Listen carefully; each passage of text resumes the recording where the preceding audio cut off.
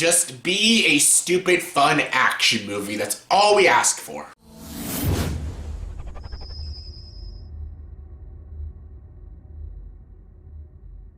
Hey everyone, welcome to the review. Here's my review for Pacific Rim Uprising! Yes, this movie stars John Boyega, Scott Eastwood, and Charlie Day, and this movie is directed by Stephen S. Deknight. Yes, the only problem with that, it's not Guillermo del Toro, so that's sad.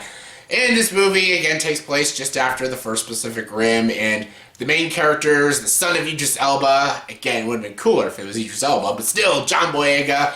Yes, the kaijus are back, and now they need people to pilot the Jaegers to defeat the kaiju. Monsters versus robots. That's all you need to know. Monsters versus robots. Sounds fucking cool. First one was cool. I like the first one. It is absurd and ridiculous, but I liked it. I had so much fun with it. I love when Guillermo del Toro goes really fun. That's why I like Blade 2 and stuff. I love when he goes really super fun, and Hellboy and shit like that. I had a blast with the first Pacific Rim. I even liked the characters. I liked Mako, Idris Elba, Charlie Hunnam. They were fun and enjoyable. The action was badass. It was like a Gundam Wing film. It was so fucking cool. And yeah, I have a huge soft spot for the first Pacific Rim. And when I found there was a sequel, I was like, that's cool. I found out it was not directed by Guillermo del Toro. I was a little nervous. The trailer seemed a bit generic, but I still wanted to give the movie a shot. It's fine. It's perfectly passable. It's not good, though. It's not a very good movie.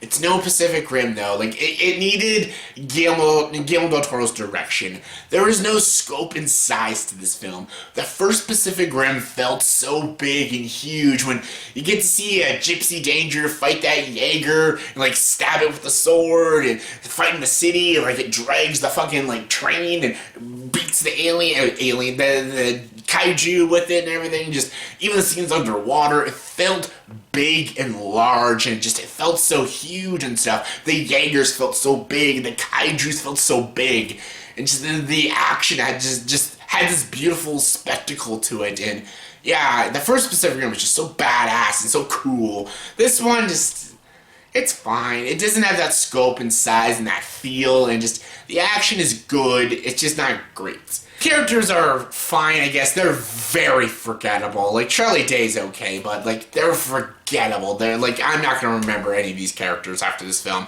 John Boyega is so good. He is so dashing. He's so charismatic. He is trying so hard.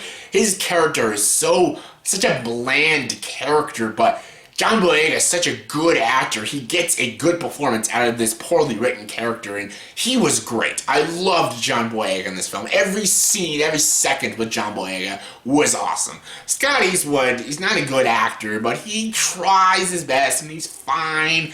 The other characters were just very generic and forgettable.